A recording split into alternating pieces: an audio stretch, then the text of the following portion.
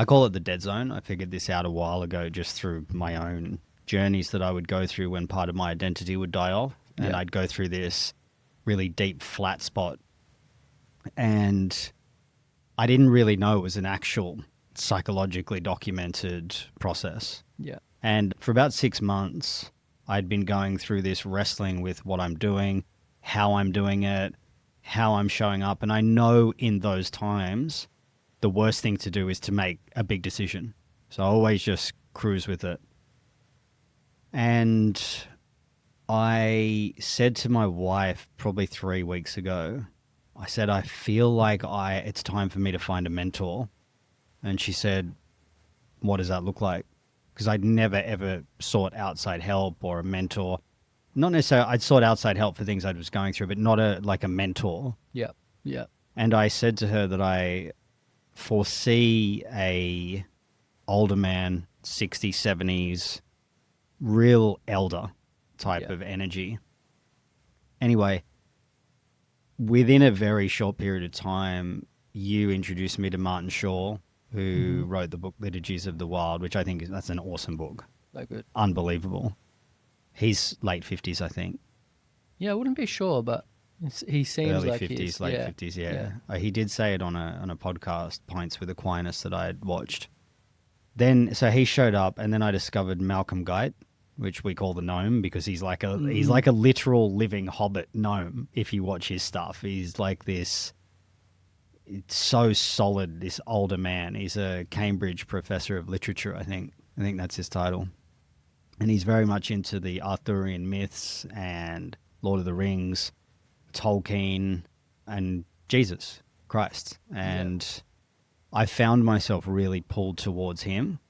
And then I saw I think it was a reel or a post yesterday about the wise old man that Jung documented in his works, and said that when you're in a time of existential crisis or identity crisis where you can no longer use the conscious ego to force information to come through about what you should be doing, the collective will manifest the wise old man to come into your life to guide you along that way.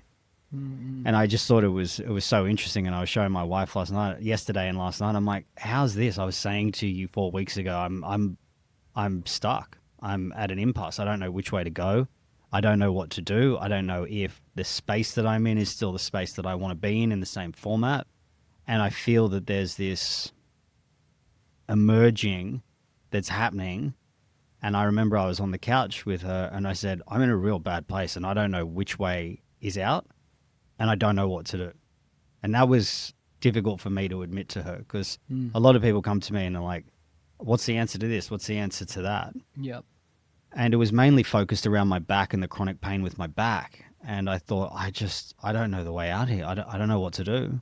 And then the wise old man stuff started to crystallize. And even just telling my wife that, there was a liberation of energy, seeing the wise old man and then looking at that with what Jung documented through this liminal passage and through this, it's almost like an abyss. And it's one identity's dead and the other one hasn't yet fully formed. And so there's this potential to snap back into the old programming, which had been happening a few months ago. Safety. Yeah, safety, familiarity, part of the individuation process and crossing that threshold. And I started praying to God as well, going, I don't know how to do this. And a good friend of mine, Scotty, said, you can't do it all alone. Sometimes you got to just ask God for help and just say, if you can help me, I need you to help me. So I started doing that, and just all these things started to line up.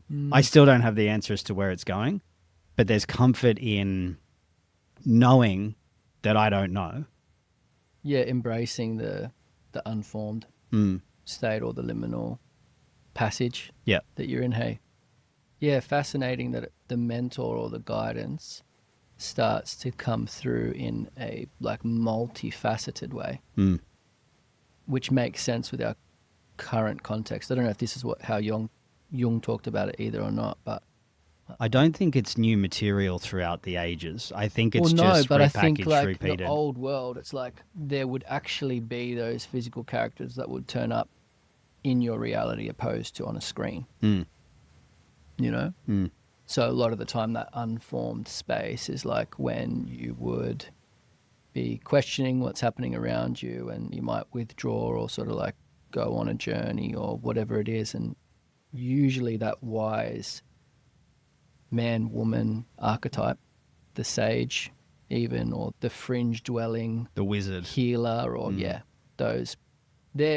those characters are paying attention to what's happening within that space that they're on the edge of or the periphery of, and they're looking for the person that's trying to find shape. That's their kind of role, right? So I think like older world and that physical character, the one that's like popping up as multiple figures at the moment for you as your psyche's looking for it, would have just been one physical character probably.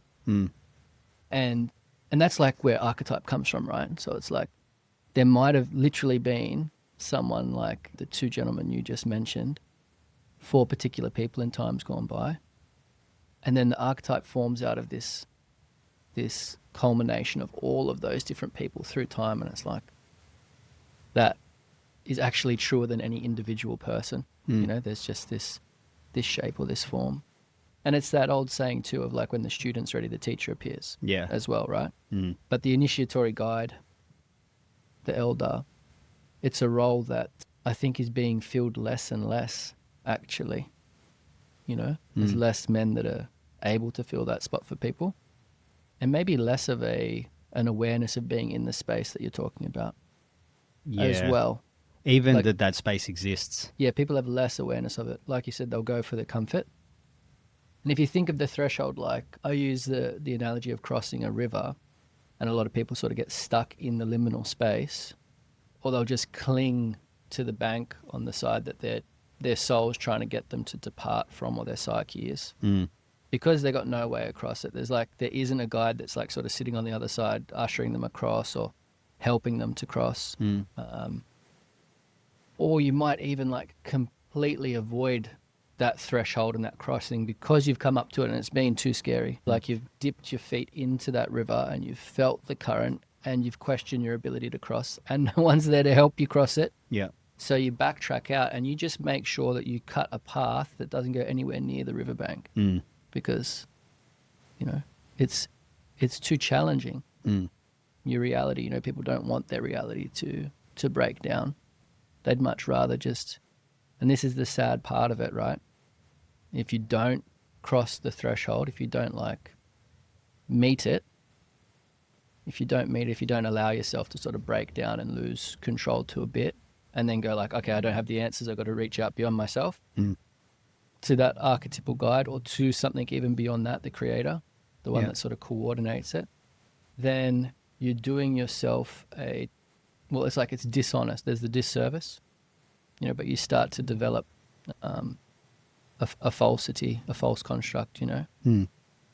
This is like building your identity on sand, opposed to solid ground. Yeah. You know, you start to believe your own story, which is one that's like just keeping you in that space, opposed to letting it break down. Yeah, and I think the river and the riverbank's a really good analogy. And even when people will cross the river, they don't know they've crossed the river and ended up on a different side a lot of the time. And so they'll enter into it, go through crisis, then replace what they were doing with something very similar, even though it looks different, but it's still the same thing. And then instead of actually crossing it and making contact with that unconscious material that's trying to emerge, what they'll do is they'll go, cool, I'll go for a career change, and then that's it. But that's not actually it. That's just disguised. It's like reshaped itself, reformatted somehow, but it's the same thing still. Yeah, and I see what's really happening is anything that you haven't gotten in contact with is starting to need to be made contact with. So what I see is these, and we were talking about the mountain and naming this, what we do here, the mountain along that, and we're still sort of, you know, walking that path. And I talk about like 2 mountains you climb, or 2 peaks, or 2 ascents. You go up for the first half of life, you hit the peak, which is that performance identity, which I've mentioned before. Last week, yeah. But that's like the ego at work. You know, you got to live that life. That's like the morning of your life. and the sun's out and it's about achievement and status and who I am in the world. And then you got to go down the peak and make contact with whatever you've denied. And it's like the self is the architect of all this, and it sort of abdicates responsibility to the ego for that first half of life. But then as you hit that second half, which is like the afternoon of life, the architect, the self as the architect is going to go, oh, no, like I'm taking over from now. This is where we get into depth psychology or a much closer contact with organic reality at a deep level. Can you just frame up your definition between self and ego? Because self can be used in like the real self, authentic self, false self. Yeah. Self with a big S, little s. Yeah. Which one? So it's like when you're saying the self's the architect. Yeah. You're referring to your true self. True self, and then ego as false self. False self. Yeah. Yep. That's just the difference. Ego and soul. That's the way I see it. Yeah. Ego is more, I would say, like a collector of programs. So when you're living out of the world of program, you think that that's you, but that's the trap of it, and you're meant to overcome that programming, in my opinion. Mm-hmm. That's where you don't have a choice. Overcoming programs is where you have a choice between making unconscious decisions, so you know when people react unconsciously, that means they're controlled by the program. They don't have a choice.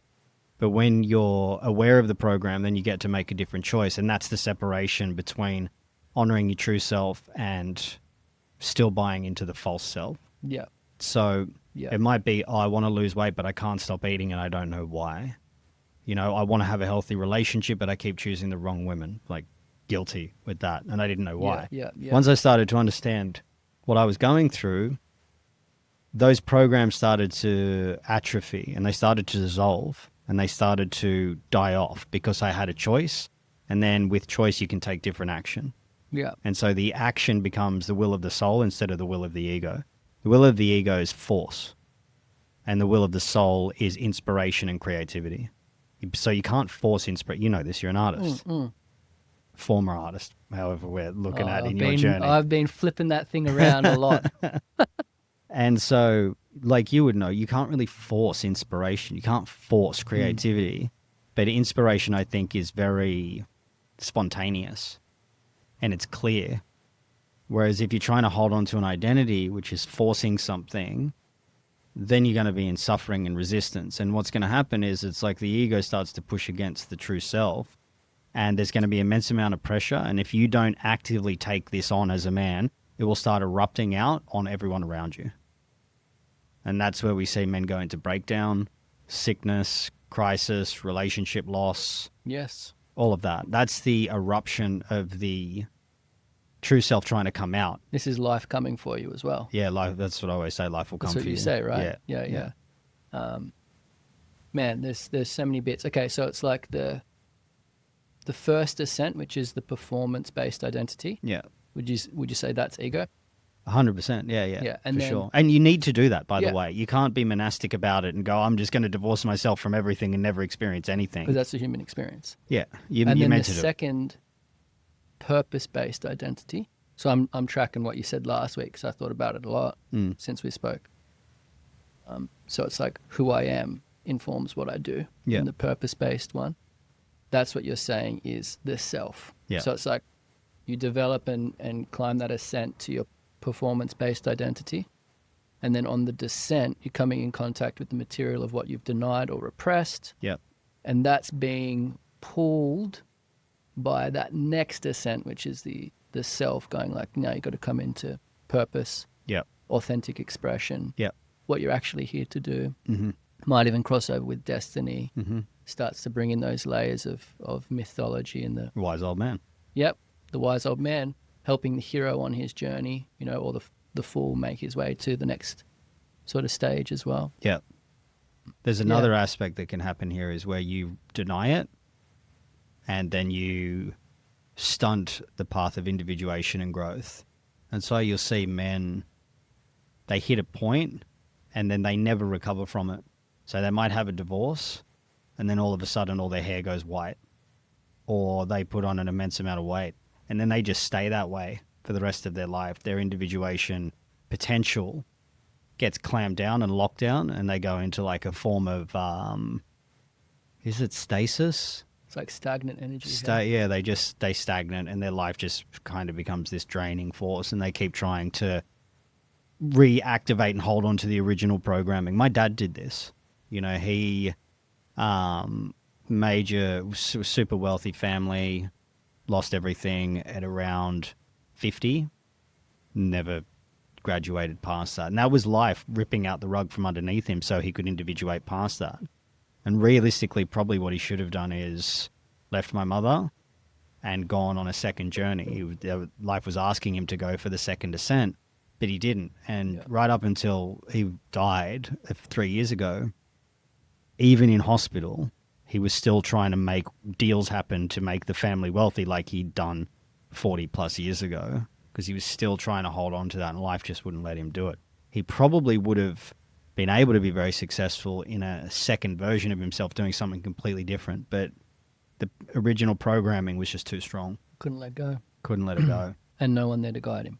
No one there to guide him. So lack of guidance is like the biggest area in the current natural cycle, I think, of seasonal stages of development of identity. You know, this sort of like building up and breaking down, ascending, descending. Yeah, taking in the view and coming back, and then like ascending again. Yeah. So we have a lack of awareness of it and a lack of guidance of it. And it's because generations before us have had these processes where they haven't actually accepted the invitation. Because it had been invitational. I think that's probably why a lot of people, like say your father, for example, probably mine too, end up in a space where they can decline the invitation, is because it's not as necessary as it has been in harder times. Again, like older world, more material world. This one kind of like, it's easy and almost more accepted and supported to avoid those invitations. It's because it's much more comfortable as well. And there's a lot at stake that people have built up with their story. They want to stay the newspaper person, you know, that's like just made of their stories. Yeah. They don't want to burn them down, you know. Yeah, it's pretty interesting, man. Because like you were saying, that was what, like how long ago for you? You having the chat with Joel? In the last month. Only a month ago. Yeah. And it's probably been the past couple of months for myself in a similar space. You know, and I would say that I've probably come up to this river crossing multiple times in the past 5 years, hey? Yeah. And there's something to be said about that as well, where it's like you know that old saying of like, it can take a couple of rocks before the fridge falls over. You don't sort of get it first go. Yeah. Like needs a little bit of momentum sometimes, right? Or the classic analogy of like touched by a feather, hit with a stick, or then hit with a truck. Yeah, yeah. You know? Yeah. In terms of like the momentum building that actually gets you to cross, you know? So I'm there as well. And that sort of nothingness space where the old thing breaks down, to bring in the river analogy again and sort of couple that with these two ascents. It's like the river is in between the two ascents that you got to cross, right? It's like that's where the water runs. It's naturally going to find the terrain and run at the lowest point between the two ascents, right? And so it's like you come down and you go like, oh, am I going to cross this? No, I'm going to backtrack a little bit. You're trying to like go back up the mountain and get the view from where you used to be. Yeah, but it's not the same thing anymore, and you're trying to go backwards uphill type of thing. It's like that Sisyphus, you know, he pushes the boulder up the hill, and then just before he gets to the top, falls back down. Yeah. And were we talking about that a little while ago? Or was it someone else? Maybe. It might have been. You know, it's funny. There's a bit of, you know, ironic humor in that. Two things, like with my dad, right? I found really interesting was that he was going through this process when I was born. So it started when I was born and in his 40s. he died as I was going through it 40 years later. So it happens in midlife. Yeah. And so in his midlife, in his mid-40s, he had me and my brother, and then I'm about to become a father. And then he died as I separated out of the splitting from the mother and into my individuation process to break free from all that. And he died at the very moment I came through it. So I remember I'd gone through a grieving process in the last 6 weeks of his transitioning out of this world. And I went through denial, bargaining, anger, depression. I went through a 7-day depression, like real heavy. And as I popped out of that, he died in hospital, like within a day. And so if you look at the timing of it, midlife, 40 years, that's about when it happened. I was born, I'm becoming a father, I'm going through the same process. Then, yeah, he died 40 years later, 42 or 43 years later, something like that, which is, pretty extraordinary. And the funny thing is about Sisyphus is that the company that he was running that never made it was called Sisyphus. He named it Sisyphus. I'm like, No mate, way. Yeah. Yeah. I'm like, don't you think Psyche's just pointing to it, hey? Yeah. Yeah. That was his, that was his path. I learnt a lot from, I won't say failures, but his attitude towards things. You know, it was interesting because he was with my mum. He should have left her probably not long after I was born. I left a woman that was the same as my mum, just as he died. Like the parallels are pretty wild around Uncanny. that. Yeah. Yeah. It's the holographic nature of reality. Mm. You know, it's like we're literally fractal holograms of our ancestry on that level of soul. Mm. You know, like I love unpacking soul and spirit with people when I tattoo them because it's language that comes into people's process all the time. And I'm like, what's How do the you difference? define the difference between the two? How I currently define it. And where did you get that from? It has been a constant curiosity since, you know, my own contemplation of what it is. It's like actually having the question posed to myself once I was in a place of like even being aware of the concepts and starting to use them in my own vocabulary, my own story. So as soon as I started saying soul or spirit and then having experiences to educate me around what they are and make me question it, you know? And so my distinction between the two, and I don't know if this is right, it's just where I sit, but it has been kind of confirmed by a few people that I see as credible, would be that soul is linked to the genetic and the ancestral layers. So it's very much like your blood and bone, say the collective memory through the genetic lines that you have, which is a big tree. It's a big root system. So it's all of this information and things you've come into contact with that you're literally at the sort of head of that coil through time. You know, there's literally parts of you that are your father and your grandfather and your mother and, you know, all the way back, potentially 7 cycles back, you know, and you might continue to add or contribute a layer 7 generations forward, maybe going off sort of collective traditional wisdoms and stuff. So very linked to material, you know, to flesh and to this world, right? And because it's linked to the world and the material, you know, the natural elements, then it's like it's quite feminine, actually. Soul ends up being something that's more that mother energy. Whereas, you know, and women born with all the eggs in them, you know, the spirit being the opposite, and, you know, but something that sort of adds to and creates the complete thing. So spirit being more a masculine thing, but then also like not necessarily connected to the material. So being something that like potentially the spirit is a non-physical layer that can come into relationship with a different soul in a cycle of time for its development. So like the soul's got this progression, so does the spirit, but they might be like sort of on some different paths. It's quite out there to start mapping all of it, you know. Where do you think the true self fits into that? Would that be somewhere between the two? Would it be the soul? Would it be what do you think? The true self.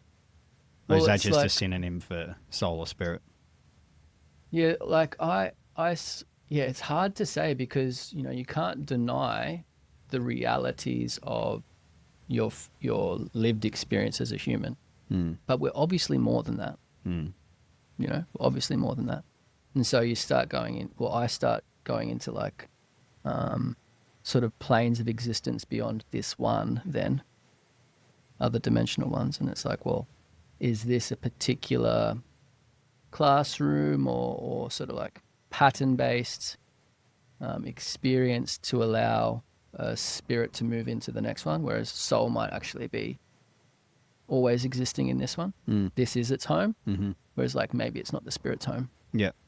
Does that Yeah. that make sense? Even like if you think about people coming into relationship, and you can go through seasons of cycles of learning in relationships to move on to the next one. Yeah, you become different. Once something's complete, once you go through a stage of evolution or whatever. Yeah, well, it makes sense because everything changes form, right? Like even your body changes form, your identity changes form throughout life, the planet changes form. But then how much of like of your experience is yours? Like if you think of that sort of super enmeshed layer of experience that's shared between your father and you just then, you know, where it's like this fractal hologram thing's happening. It's like you're not him 100% because there's, you know, your mother's contribution that he didn't have. He had someone else's. But then there's definitely a layer of something that is continuing to play out almost as an exact mirror in the next generation. You know, the same code from that tree is in this. Do you see that in your kids? I see it in my kids all the time, yeah. You know, and you're going to see it, man. It's like they become this little, again, like fractal thing that just shifts in front of you. Like, wow, there's my mother, there's my grandfather, there's my brother, there's me, there's my mother. You know, it's really hard to see them fixed. Yeah. Because they've got so much pure, like the pure reflection is there of like what they actually are without any conditioning yet. Yeah.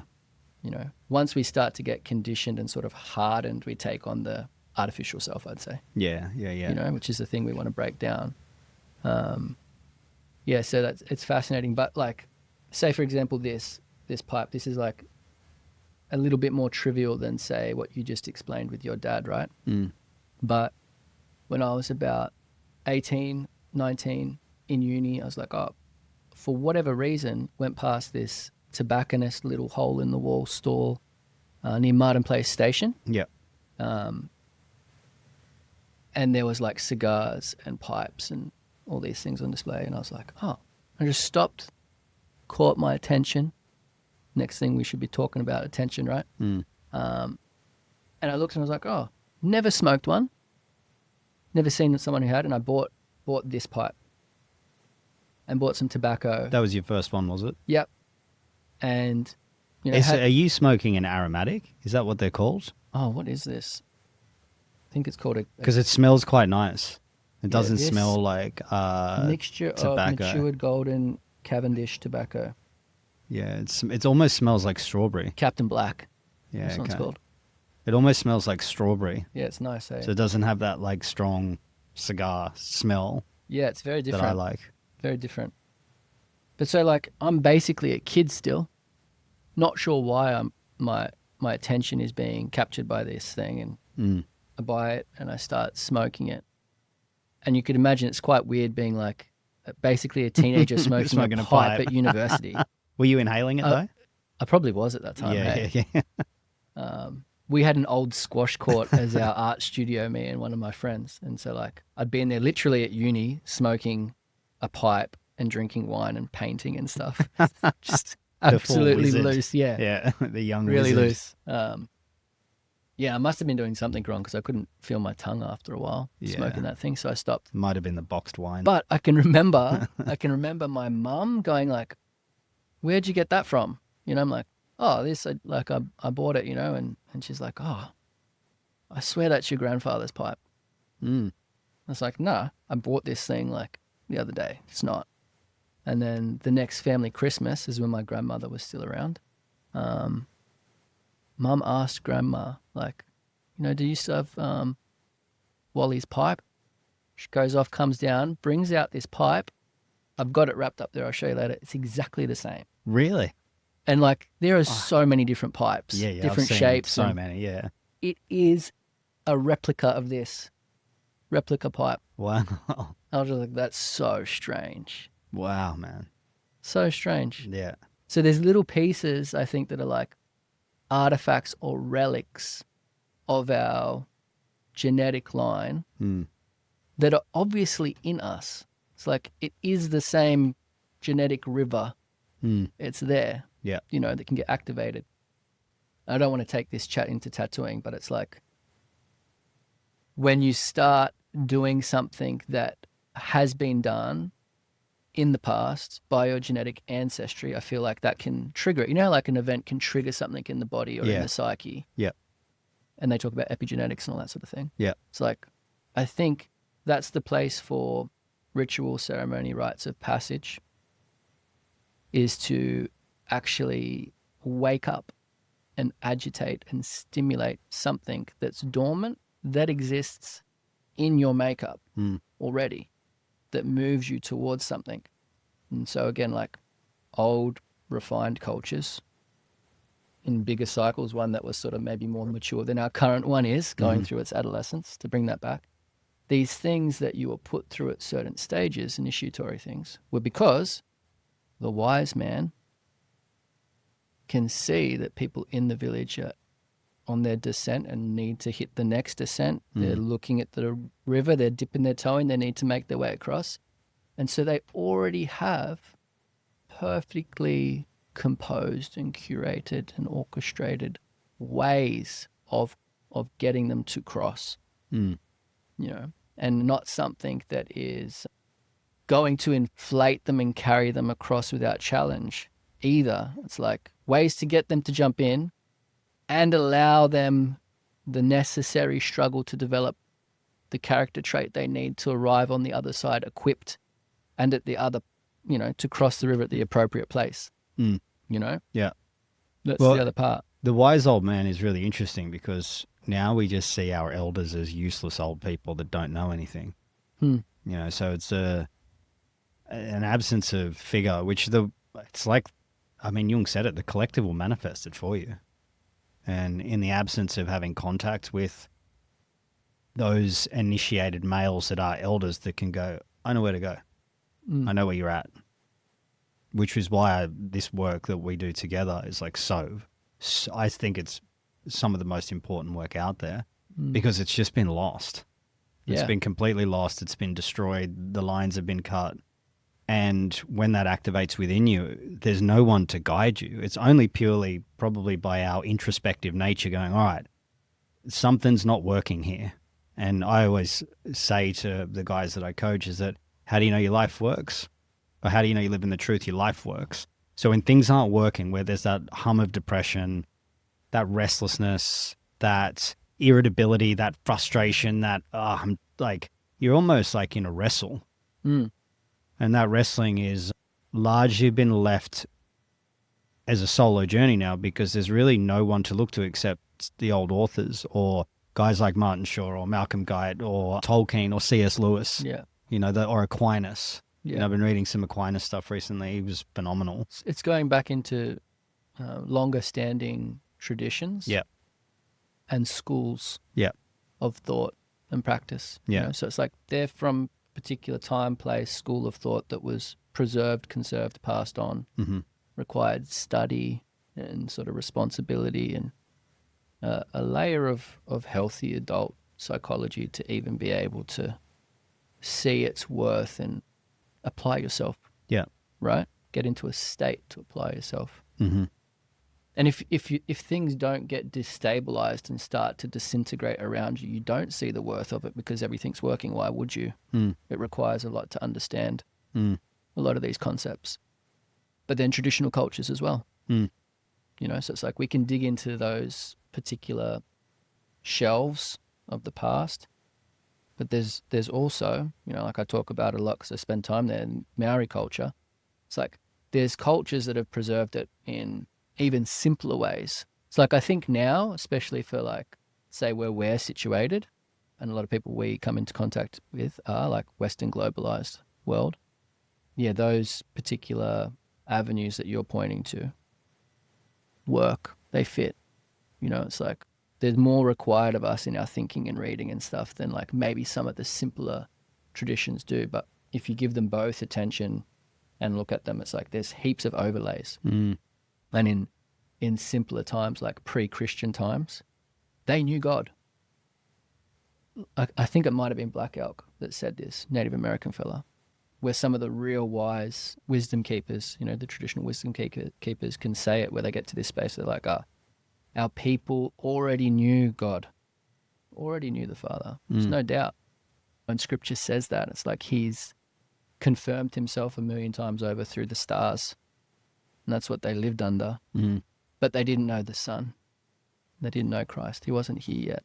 That layer of progression in terms of the theological story or the chronological timeline hadn't developed to that stage yet.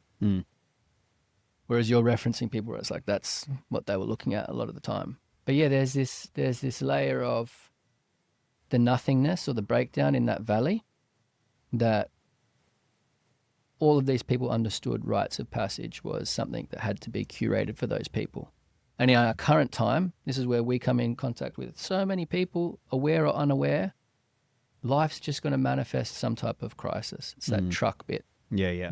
So when you don't listen. So many people in middle age, if they're not looking at it or don't listen, life is going to conjure up some type of illness or accident. Or death. Death, loss of job, partner leaving you. Yeah.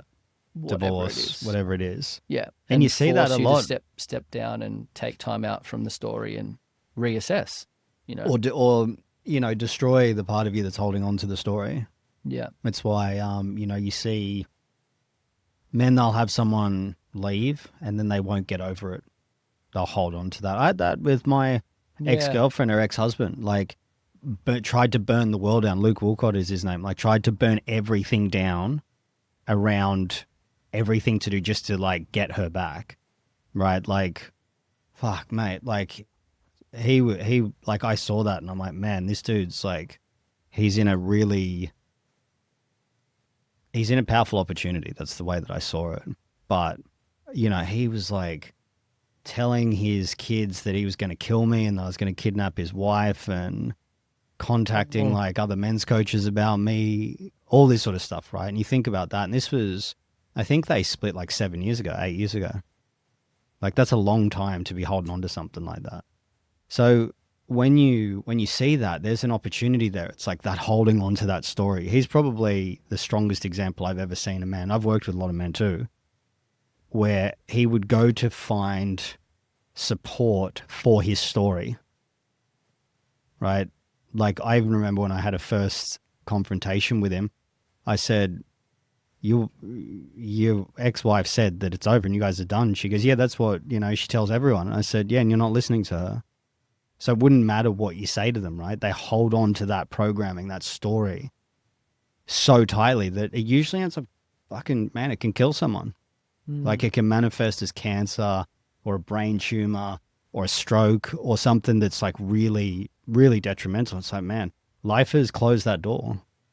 Life has ended that for you and you need to let that go. And that was a great teacher for me, because I saw that, where it's you're holding on to a story so with this determination that's if you could apply that determination to working on yourself to get over it, it would work a lot quicker than trying to hold on to the story. And a very similar space to my dad, holding on to that story, just not being able to let it go. And I see that with so many people, man. And when I work with men, the first thing I say when the relationship's over, I'm the first thing you need to do is accept that she doesn't want to be with you. That's the first thing that you got to accept, because it's life has gone, you're meant for bigger things. You're meant to go deeper into who you truly are And when you can't let go of someone to that level, you identify too hard with them, that you're using them essentially at that point. What's the line of distinguishing when someone is, say, in denial and clinging to a relationship opposed to when they actually just need to put some more work in? You know, that like the romantic idea of, you know, if you let them go and then they come back, they're the one type of thing. Yeah. How do you distinguish with someone whether that's the situation or not? I'm sure you can see it clearly, but like for someone that might be in it. Well, one will be based on love, one will be based on control. Like one will be, I'll do anything just to get them back, so it's not actually driven from a genuine insight or a genuine place that I'll transform for myself to become the best man I can be. Yeah. Rather, it's like, I'm going to do whatever I can to make her think that I'm different so I can just get her back under my control. Manipulative. Yeah. And so it comes back to like self-transformation, self-responsibility. Yeah. Yeah, okay. Yeah. So and that's you're looking maturity. at that individual's journey and going like, okay, Yeah, that's maturity. they back up the hill, Yeah. or, you know, they're trying to avoid the river type of thing, right? I also think, and this might be a bit harsh, but why would you want to desperately so be with someone that literally says, I don't want to be with you, I'm not in love with you anymore, and not listen to that? I would personally take that and go, how did I get here? What led me to this? What's the purpose of this? Why am I in this? Life is giving me something and some material that I need to get in contact with that's unconscious.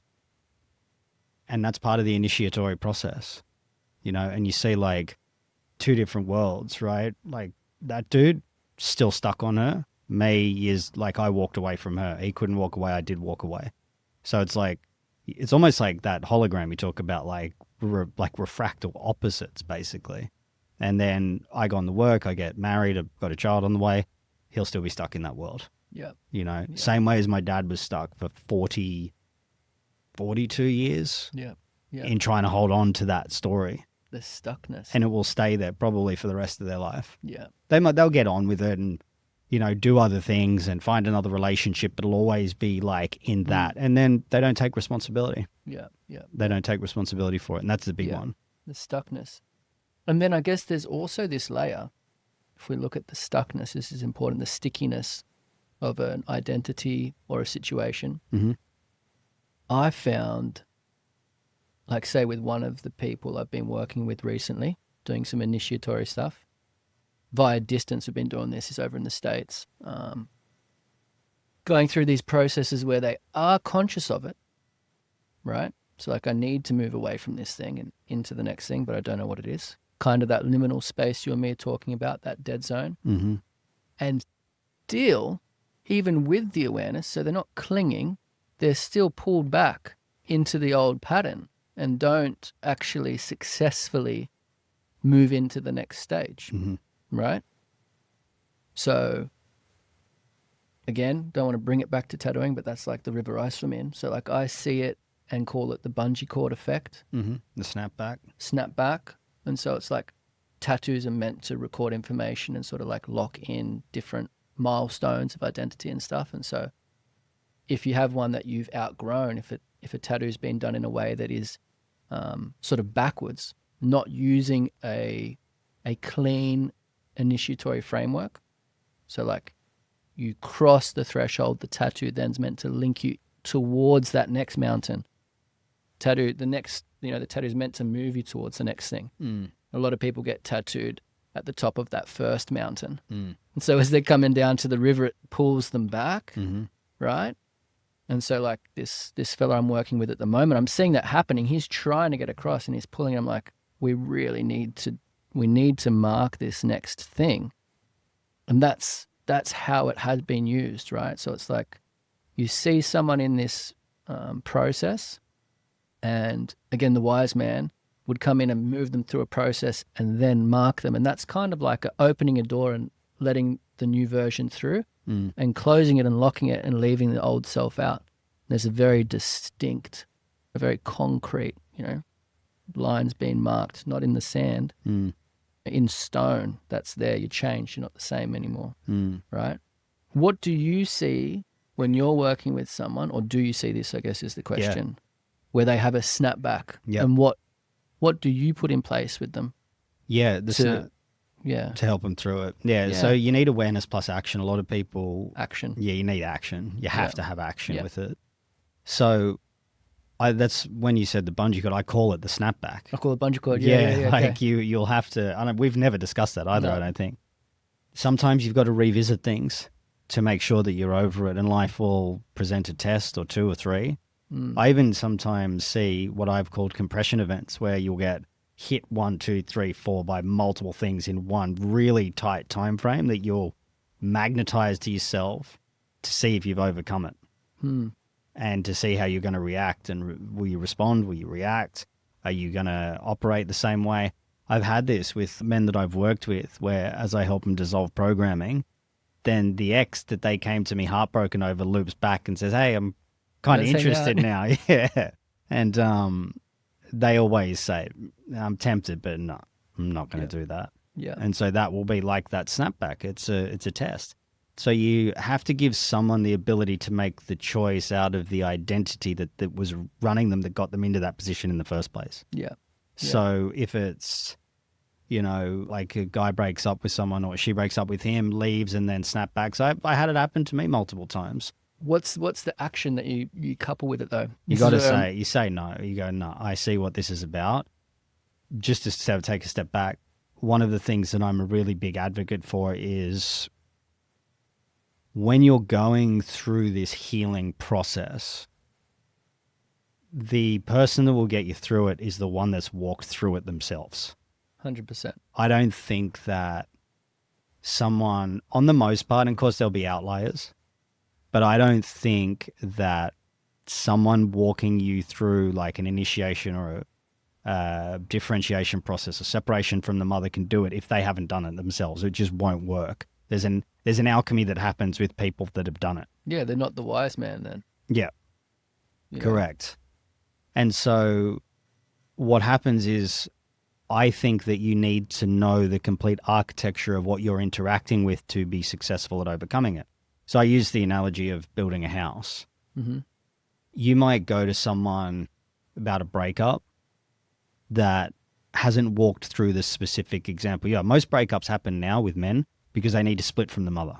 Yeah. And that's the initiation. Yeah. So if you just go to a normal counselor and say, oh, okay, cool, just go for a long walk and, notice 5 things around you when you're ruminating and feeling anxious. And so, yeah, that might work for some people and that's fine. But you don't go and build a house and buy the tap fittings and then build the house around the tap fitting. It's kind of like that advice.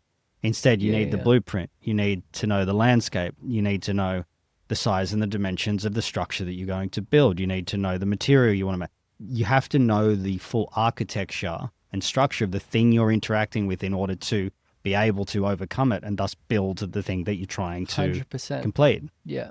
And I think that's really important. And so awareness might be, okay, I'm going through a breakup and at some point I'll be okay. But that doesn't explain why is this so painful? Why is this feeling like I'm dying? Because you go through a psychological death. Why do I not know who I am anymore? Why am I ruminating? All rumination is largely just a projection onto someone else. So that part of your identity doesn't die off. And so then you're staying awake at night, you can't sleep, and then you're flooded with cortisol and rumination, and it's a extremely stressful process. And most people don't know how to walk through that process effectively. And so what do? They just reach for the thing that soothed them, which is the person that's left. Yeah. Yeah. And then that's just complete abdication of power. And so then when they come back into their life, if they haven't done the work by understanding the full architecture that is what their self and ego are interacting with, and that's the wrestle. One thing's trying to die, one thing's trying to stay alive. That's a primal battle of existence and survival. And if they don't know that, that person's probably going to loop back around and go, hey, I'm here. And then they start the cycle again. Yeah. Yeah. You got to want to know it. Yeah. As well, right? Yeah. But it's the deep work because it exposes a lot of stuff. That you got to go through. And that's the thing. Like, we're walking through the same thing right now together. You're in your version, I'm in my version, but I've done this before. I know this landscape really well. I was going to say, as we both have multiple times, that's the thing. Yeah, we have done that together multiple times. Which is why we end up doing it with other people. Yeah. Yeah, and there's that layer of curation outside of ourselves. You've found yourself asking beyond yourself, speaking to the creator. You know, and I think like soon as that communication and dialogue opens up, that's when, you know, ultimately that's, you know, that's the pinnacle of curating things and intelligence, where everything beyond our ability to comprehend it has a design and a pattern and a function. And so it's like, you don't get to choose to be the wise man. This is the real funny thing with that archetype. The reality of it is, it's like, it's not a degree. It's not a course you can buy and learn. You have to go through it. You have to have walked it and actually made contact with, like feet on the ground with that pathway. You have to have built the structure with your own hands to understand the nuance of it and be able to guide effectively someone on the other side that's trying to do the same thing, right? You have to be able to say like, hey, you're going to come across these rocks here and this type of bush with this type of flower at this type of year, and that's how you know these things are happening. You know, or like, actually, before you frame that wall up, you've got to do this foundational work, or the wall's not going to be solid, and you've got to build the drawer out before you put the finishing handle on it. Actually, it's nice that you want the handles, but what are you going to fasten that to? Yeah, exactly. That they might not know yet, right?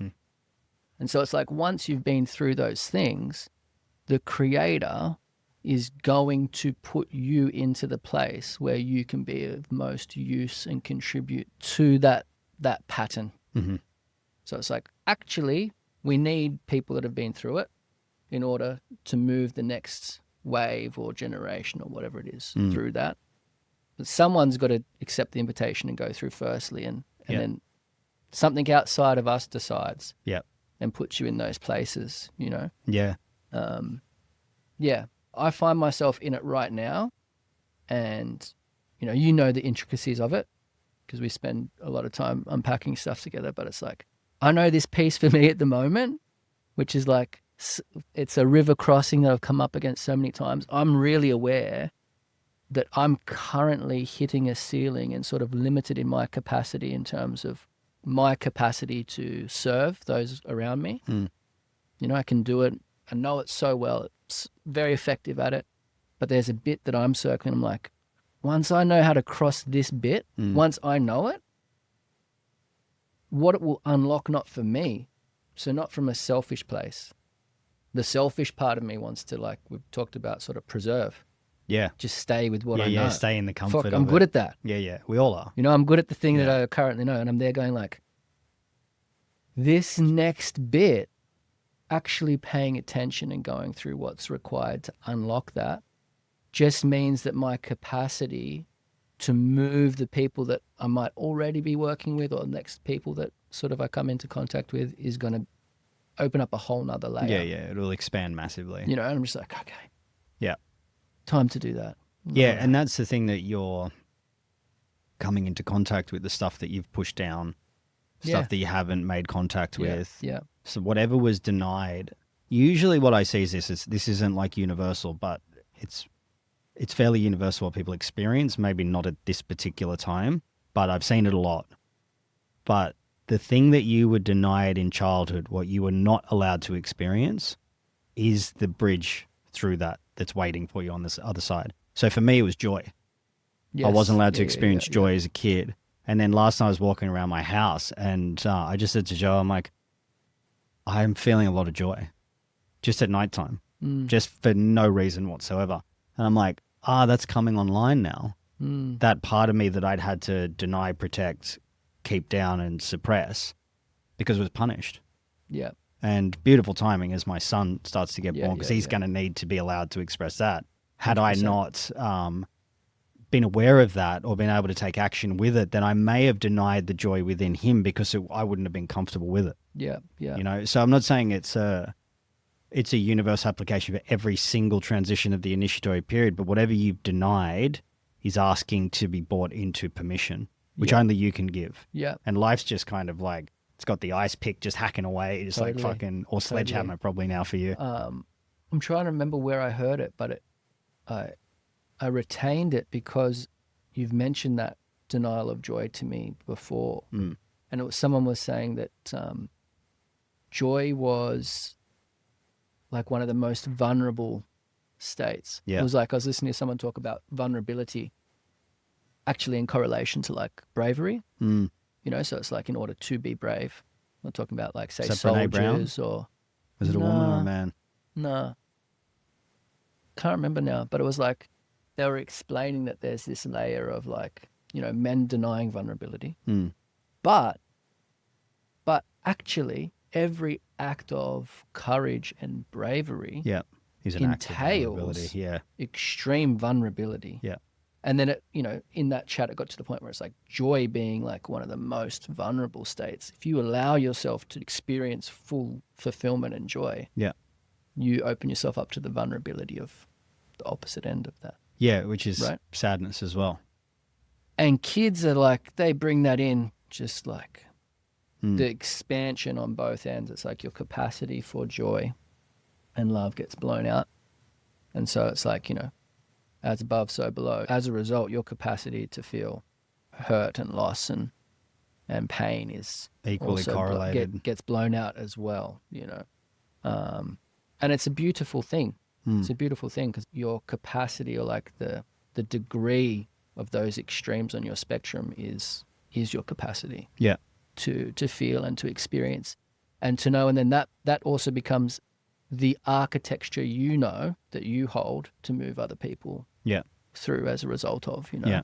It's like you can tune into where someone's at on a spectrum far more accurately if your spectrum's extremely wide. You know, your breadth of experience and feeling. And so, yeah, you want those things to be opened up and blown out and not avoid them. Yeah, I see this a lot with men, like the ones that don't allow themselves to experience grief. They don't get to experience joy either. It's almost like grief is a complex, right? It's not just one emotion. There's like yearning and longing and anger and denial and bargaining and even some hatred can come into it and abandonment. So it's quite a big structure, but typically grief is, the relationship is to sadness. So when the man can't really grieve or go through that sadness pole, there's going to be, usually what I see, a direct correlation to his inability to feel joy with that. And sometimes it can go the other way. You know, the melancholic depressive is completely miserable most of the time, but there's a wellspring in him of joy available if he gives himself permission. And the opposite too, someone that's, you know, the ones that are overly happy all the time and they're always smiling and positive, and it's like, you got a well in there that you got to crack open, son. Yeah. They don't want to get into the dark corner. Yeah.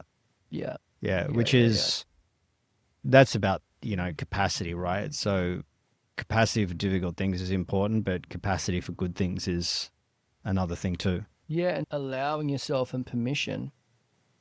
So like maybe not looking at the well of sadness that, you know, overly bright and happy person has. Is like they're choosing to divert their attention from it because it's there. Yeah. Right? So I'm looking at this attention layer again, you know, like how important it is to be able to focus the lens of your awareness and perception so that your attention is on the thing that it needs to be at a certain point in time. That's what the wise man or the guide is there for. You're walking this thing and they're saying, pay attention to this. You know, I've walked there before. These are the bits that maybe you're not noticing these aspects right now.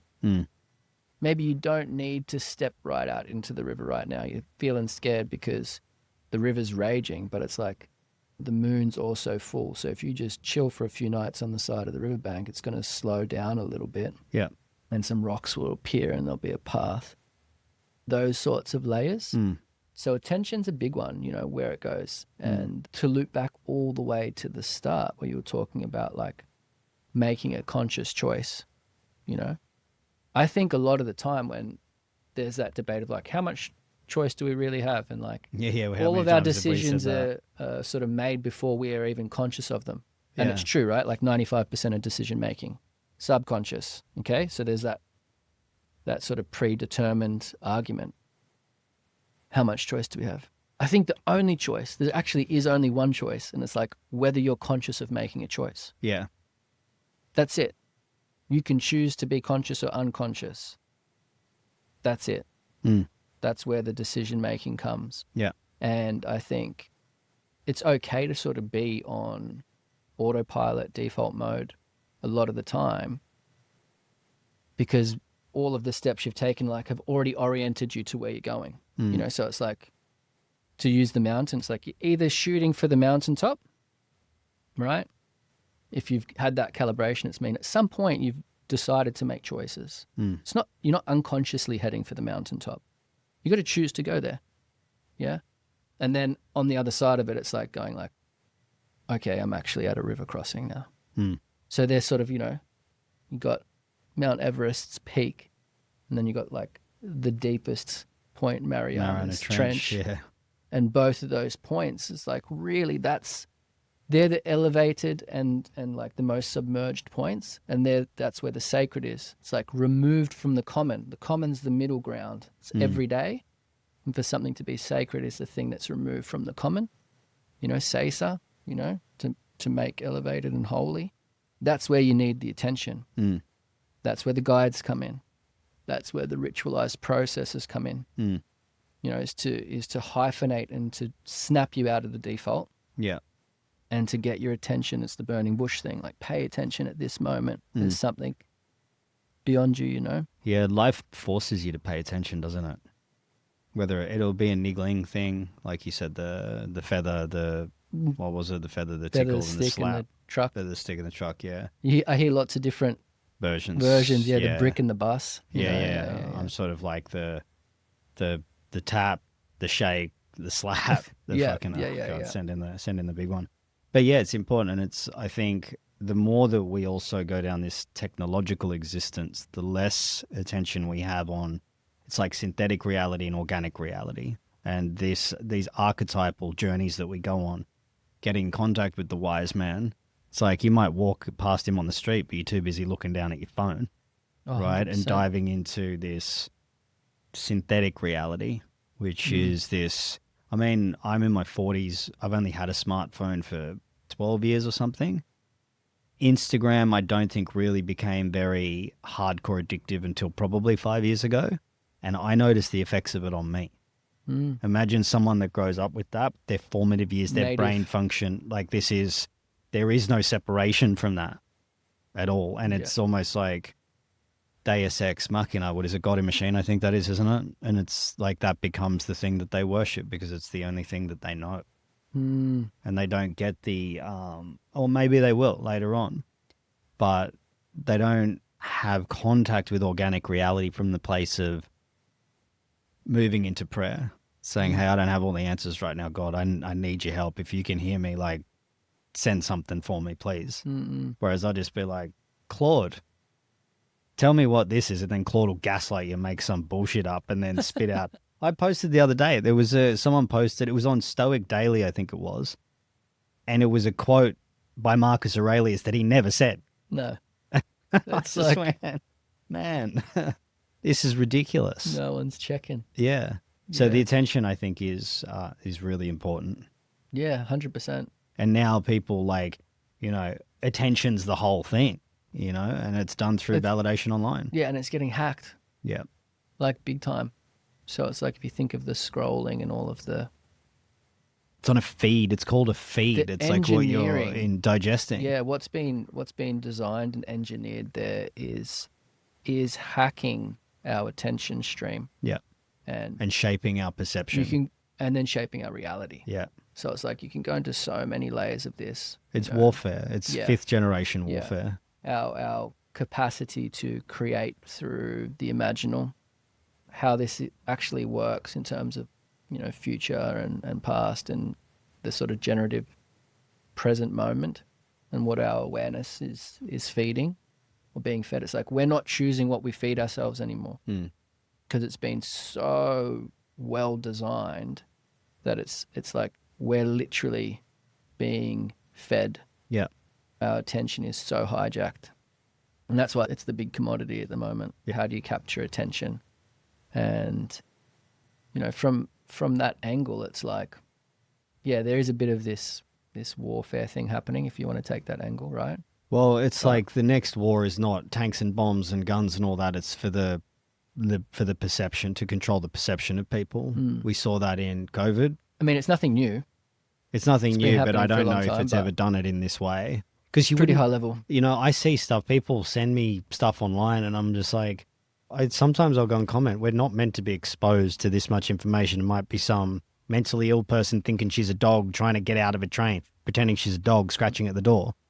We're not meant to be exposed to that much information that rapidly, that often, and have that much access to it. It warps your brain. Yeah. You know, and I think that the perception, and this is what's creating the division between men and women. And both sides are blaming the other. Both sides hate the other side, yet we're inherently tied and we need each other. I wrote an article about that the other day of how much we need each other. And you get people that can't get validation anywhere else, so all they do is just spread hate, you know, and keep the division going. And it's like, have an opinion, cool. It's okay for people to have different opinions. That's fine. But differ the opinion instead of making the attack on the character. Like, attack the claim, not the character. That's fine. And have a different opinion. Heaps of people disagree with me. That's okay. Fine. Live however you want to live. That's good. It's healthy. But when we start to, like, hate an entire gender simply because of what someone might say, it's pretty wild, man. And that's the result of social media and the attention economy, because the more that you start to reinforce and loop that, the more that you become that. And then you create that in your outside world. Yeah. Capture people's attention. Yeah. Yeah, and it's a diversity of opinion is important, hey? Yeah. Super important. And it's crazy because from what I see anyway, I'm not tracking things closely, but it seems that the people that are the most vocal about diversity seem to be the most closed-minded to diversity of opinion. Yeah, I've said that for ages. I said the ones that preach tolerance are usually the most intolerant. Yeah. That's a strange thing, hey? And it's funny, I see guys online, they do reaction reels and all that sort of stuff, and they'll talk about kindness and vulnerability, then display none themselves. You know, or they'll weaponize someone else's personal information against them while claiming that vulnerability should be the thing that's used. Yeah. You know what I mean? So it's like, oh yeah, advocate for therapy and vulnerability. Women do it all the time, and they're like, oh, men will do anything but go to therapy. And they'll be like, they might be wrestling or screaming into a pillow, and they'll be like, anything that but go to therapy. It's like, do you see what you're doing there? They're trying to help themselves, and you're sitting there ridiculing them about not going to therapy, yet they might be getting what they need out of that. Yeah. But then those people will claim that they sit in the higher position or they know more. But you see those people are the ones that claim it. Like I see guys online, man. I won't say his name just because I don't want to give him any clout. But he tears down men and he's like, why don't you fucking shut your yap, and we need to be kind and loving to women. And it's like, why don't you just be kind and loving to everyone? This is not a selective process, which just shows guys like that are full of shit. Yeah. You know, but that's the feed. That guy wouldn't get attention anywhere else in life.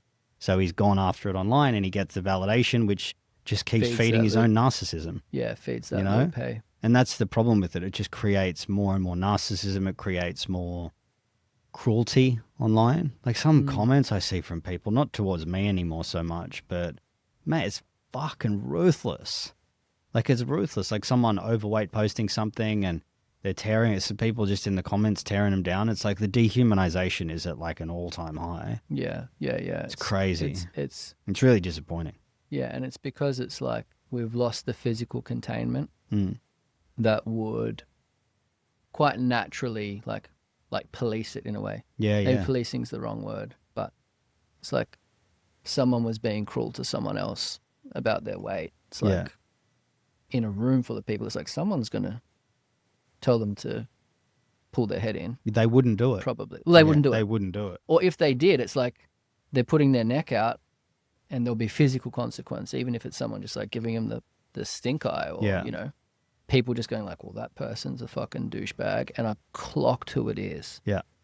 You know, I've clocked who it is. Their physical environment, they're going to feel an interaction from everyone around them in response to that. For sure. Opposed to being insulated in their little room. Yeah, the gang. Like, I'm rereading the book The Way of Men at the moment by Jack Donovan, and The Way of Men is the way of the gang. Okay. And Way of the gang?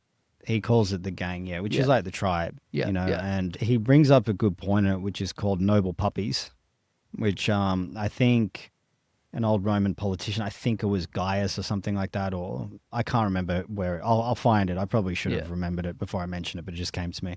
Doesn't matter, man. And noble puppies, they're like gentle with the people around them, but will ferociously defend their tribe. Huh. Right? Noble puppies. Yeah. And this is from Roman times, Aristotle, Marcus Aurelius, whatever. Mm-mm. And you would see that the gang of men, they'd get respect from what they can offer the gang of men, whether that's through strength or virtue or courage, mastery, honor, whatever it is. And that filters out the weak ones. But now in society, the weak ones are the ones that are yelling the loudest, and there's no one to check them anymore. Yeah. And someone will check them soon. Like it's coming. I'm like picturing little chihuahuas behind screens going. Yeah, like I mean, anonymity and distance. That's the big one. Like bots and troll accounts and also like think about where you get to where that's your thing where you got to tear other people down online behind a fake account. Yeah, it's sad, man. Someone's got to check those people though. That's the thing because reality hasn't really hit them, and it will eventually. I wonder how that's going to play itself out. Life will check them. Oh, check no and doubt. wreck them on no some doubt. level. There's this layer of like how little I'm actually able to see when it comes to these bigger scale things. But there's an awareness and a sort of knowing and trust in, again, this like bigger layer of intelligence curating. Yeah. I'm just like, I know it's all good and sorted, and there's cycles and all of these different interactions and relationships that are happening in a way that's perfect. But I'm not able to see that. Yeah. I don't dwell up in the clouds above the mountain type of thing. Yeah, well, I get the moments of elevation, if I keep moving forward, but can't see the whole thing. But I know someone can. Yeah. Well, I mean, the best debt collector is karma. So that might not look like, okay, if I steal money's going to be stolen from me. It'll balance out in some other way. So these things feed themselves like a social media feed. If you're trying to destroy other people, tearing other people, whatever it is, bullying people, whatever, you're in that energy. That's just going to keep coming back to you. Yeah. There's all the different laws. Yeah. And relationships. Cause and effect, man. Like that's an immutable law. And so whatever you put out, it's like, okay, put it out there, man. Like see what comes back at some point. It's not woo. No, that's this is just, it's very real. It's reality. It's reality. Yeah, I saw Lisa Spencer, she did this reel, which we won't go too far into it. But like she put it out there and it was her identifying as Aboriginal, then sniffing petrol at the end of the reel. Yeah. Right? I know Lisa. She's lived in Byron. Now I was like, man, that's a lot to put out there. Now we were speaking about this, the jester can say anything, get away with it. And she got doxxed online and she lost her job because of it. And look, I agree. I don't think people should censor anyone for anything. Even like, if you're tearing people down, you should be allowed to do it. Like I would say like, there's the saying, it's like, I may not defend what you say, but I'll defend your right to say it. I can't remember who said that. But I think no matter what it is, if you're a reaction account, if you're Lisa, if you're a fucking troll tearing people down, have at it. Like do it. You should be allowed to say whatever you want. But, she'd been pushing that line for a bit on different elements and lost a job. Yeah. Now it might not look about like people making reels about her and making fun of her, but it was almost like the karmic debt collection came in and went, we're trying to move to unity, not division on some level. Like this isn't going to happen. She lost a job. She's been rubbished through the media, all that sort of stuff. So it's like, okay, that's where it just starts to come back, man. Yeah. Well, it comes back. I'm like overlaying it with the physical again, right? And I'm like, well, if we're in a room full of people and someone pointed to someone and said like, you're fat, and was just doing something that's like unkind in that space, uncalled for, unnecessary, a little bit like fucking, who's this person, pull their head in, right? You said they wouldn't do it in a real environment. Yeah, they wouldn't. No way would they do it. Because if they did, someone would be... They'd check them. Or multiple people. Yeah, they'll get a slap across the face. Yeah. Like old school, it's like... Psh. Yeah. So maybe that's what's happening on the online space in that department. Yeah. It's an interesting thing because it's like there is the jester, right? It's like there is the comedian where they're able to sort of have this commentary that is crunchy and gets people to think. Or who's the You know, top podcast in the world? Like 2 comedians, Theo Von and Joe Rogan, the comedians. Yeah, and like you said, it's like you don't want people to not be able to do that. But at the same time, that policing has its place. Down that slope, I think it's like, where does it end? Yeah. You know, then it can be like, oh, you've offended me about this. But no, is it a hard line, or is it something that's like constantly sort of adjusting? I think if it has real world impact, I think it's like if you're doing it and trying to ruin someone's business by making up lies about them, you should get checked hard. Yeah. You should. Like if it's satire, like what Lisa did, no, I don't. I don't think satire should be shut down, because if it's in the world of comedic value or entertainment, both sides will be doing it to one another. That's okay.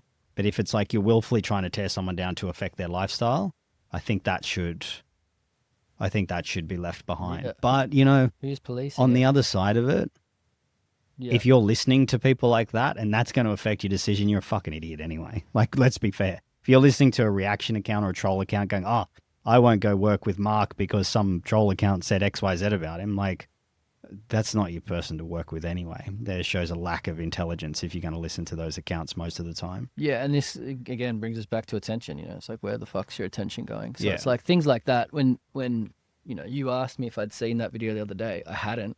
I'd seen it come up a lot. I was like, shit, it's getting a lot of attention. Yeah. At the end of the day, that's happening for sure. Yeah. You know, is it worth the amount of the attention that it's getting? Why are people giving it so much attention too? Yeah. Well, I mean, it's outrage culture too. Outrage culture. You know, that's where we have to get to in order to generate a response, is outrage. That's not our method. That's not my method. It's not yours. It's like, I always say this, that if your message is good, you don't need to tear people down. That's the thing. If you're solid in what you stand for, on a long time horizon, that will stay solid. Yeah. And if it's not, you're going to have to get more inflammatory and more, you know, offensive on some level. Because it was, like, Lisa's thing was pretty offensive, man. Extremely. You know, and it was probably, what's the word I'm looking for? Very insensitive towards the people that suffered from that, right? Yeah. Comedy or not, you know, whatever. But I would still defend her right to do that. But it seems that now it's like, okay, whether I defend it or anyone defends it, life has gone, this isn't okay. This is not what we want. Life's just gone that way. So, and it's the same with if you're in any space of sort of preying on others, life will come for you with that too. It'll catch up to you at some point. Yeah. And that's the thing. So I don't think we really need to sort it out, but it's just do good work and help people. Yeah. Right. Yeah. That's why some people have called me a grifter online or whatever. And I'm like, grifter? I'm like, I could just tell women that they're right about everything and make 10 times the amount of money that I do now. I always find that really funny. I'm like, I've been doing this for nearly 10 years. You know, I would have been washed out a long time ago if I didn't get results, but people don't care about that. Yeah. It's just, they can't attack what you're doing, so they go after, they just try to ruin your name on some level. And because that's now like the buzzword grifter. Everyone's a fucking grifter these days, apparently. And it's like, okay, well, if everyone is, no one is. What's a grifter? A scammer. Okay. Right. Someone that's like selling snake oil salesman, essentially. And, you know, there are people that call Rogan a grifter, or, you know, Konstantin Kizin a grifter. There's that layer of projecting a scammer onto someone, and I've been guilty of this. This is why I can speak to it, right? Where it's like when someone is achieving something, or they're in a place that you can't access yourself, the easiest way to make yourself feel okay and comfortable where you are, which is like not reaching that thing or not capable of being in that place, is to start to tear them down. Yeah. Right? Yeah, because they're a symbol. Yeah. It happens a lot with people that are successful. Yeah. You know, it's like there's going to be a choir of fucking magpies trying to tear them down. Yeah, I've had because they can't get into that space themselves. Or not that they're not capable of, but like they're on the other side of a river that they're not willing to cross. Yeah. Let's put it like, to bring that analogy there, you know? Yeah, man. It's like there might not be many people on the other peak, you know, and there's a river in between, and if you can't cross that river, you know, it's going to be confirming of where you are and a lot more comfortable to have a group of people around you and to all be pointing at the other person across the river saying like, oh, who do they think they are? Yeah. Being over there by themselves when we're all here, you know? Yeah. And it takes a lot more courage to be like, I think I'm going to try and cross that river. Yeah. And see if I'm even capable of doing that. So I actually have the experience of what it's taken for that person to get over there. Yeah. Maybe I'm actually not able to get across there, and then you can be back on the other side and actually maybe like take some insight by looking and considering how someone even got there in the first place, you know? Yeah. And that's, you know, like you were saying, the successful people, I've copped it a fair bit, as you know. Yeah. But to point to the Lisa thing as the example, and myself too, like we're just symbols. It's got nothing to do with me if someone tears me down. It's got to do with them. It's whatever's going on with them. I just represent something that they've not been able to get in contact with. So with the Lisa thing, she represents someone that's, I'll fucking say anything, but then the people are making reels and tearing her down and doing the very same thing they're accusing her of, just in a different format. Yeah. So they're no different. That's what happens, is that when someone actually goes after you and does that, it's because you activate something within them that they don't want to look at, that they don't want to touch. That they can't do themselves. And they're like, well, if I can't do that, I'm going to make sure that guy can't do that, or that girl can't do that. Yeah. You know, if that woman's like Lisa, if she's free to say anything, I want to censor her so she's not free to say anything. But my ability to say something or say whatever I want about her is living in the same paradigm as her doing the very real in the first place. Yeah. Yeah. So it's like, when you see that stuff, you got to see it as like a symbol, because people will try to pull you down and hold you where they need you. Yeah. And I think part of the courage, the bravery you're saying with the vulnerability, is to step away from that and go, no. And it comes down to like sort of the subconscious and the conscious again, right? So it's like the subconscious pattern where things are being decided on before you're even aware of it is to just maintain what is, you know. Visual I've had going that I just want to like close up on to bring a whole bunch of those things together is like where your attention is, right? Yeah. And so it's like there's going to be a lot of noise and a lot of like demand for your attention to be in the thing that's right there in front of you, and like the short-term layer, the like near-sighted commotion and stuff, you know, what's right there. But the thing that you're sort of moving towards is that mountain. That's like having a target type of thing, you know. And so if you're at a threshold, if you're in an unformed space, if visibility is low, you're trying to work out like where to go, you need to be able to orient beyond what's in front of you. You know, if you're looking at the river going like, how am I going to cross this? If there's something on the other side that you actually are aware of and want to move towards, opposed to something that you don't want to, or even if you have resistance to getting across, you need to have the awareness to choose and see that like the thing that you're resisting is actually what you need to move towards, you know, in order to carry you across. Yeah. And it's a lot easier when you got someone that can guide you that's been there before 100%. or is on the other side, hey? Yeah. You need someone, I think. Yeah. Very few people can do it alone. And if you don't have that, there's always the thing beyond you, the invisible, that we're all connected to. And this is where I'd say the spirit layer comes in. You know, this is your home for the soul, spirits from somewhere else, and sort of like bringing that element in and asking. And ultimately, I think, anyone that's going to guide someone through those spaces needs to be connected to that thing beyond themselves. Yep. And have done that themselves and come into contact with it. Because it's like one of the biggest parts, I think, for me, for when I'm working with someone, is like helping cultivate that connection themselves with the thing beyond themselves, within themselves, you know? Yeah. So I think that's really important. And just to wrap up, it's like where we're headed, people with direct experience and having worked through their own stuff are going to be the ones that survive. I think that'll be really important, because you can get, there's enough information out there, man. You can get as much information as you want from everywhere. Information's not the problem. It's the people that have done the journey. Yeah. Direct experience. I actually think direct experience is going to supersede most education coming forward, because everyone will just be able to get education everywhere for nothing. Yeah. You know, and I think people will want to work with people that have walked through the real and the organic. Yeah. And reach for something. If you don't have anyone, reach for something bigger than I did recently with God, and he answered. So it's there. There's always a untapped well of infinity that you can get into if you need it. But usually you'll be asking for help when you're at the fucking bottom of the pit. For sure. So try to avoid that. Try to use it beforehand. But everyone's got to hit the pit, the bottom, the floor of the pit. Yeah, you're going to get there at some point. Yeah. I think it's just like having awareness that you're there. There's that thing of like find yourself or lose yourself. Yeah. And I think having awareness that you've lost yourself is like the most crucial point. Like that's the pivot. Yeah. If you don't realize that you've lost or you're losing yourself, that means you're trying to hold on to yourself. 100%. Yeah. You know? So if you're at the bottom, it's okay. As soon as you accept that that's the case, you can start to make your way back up. There's only one way to go but up. And that's it.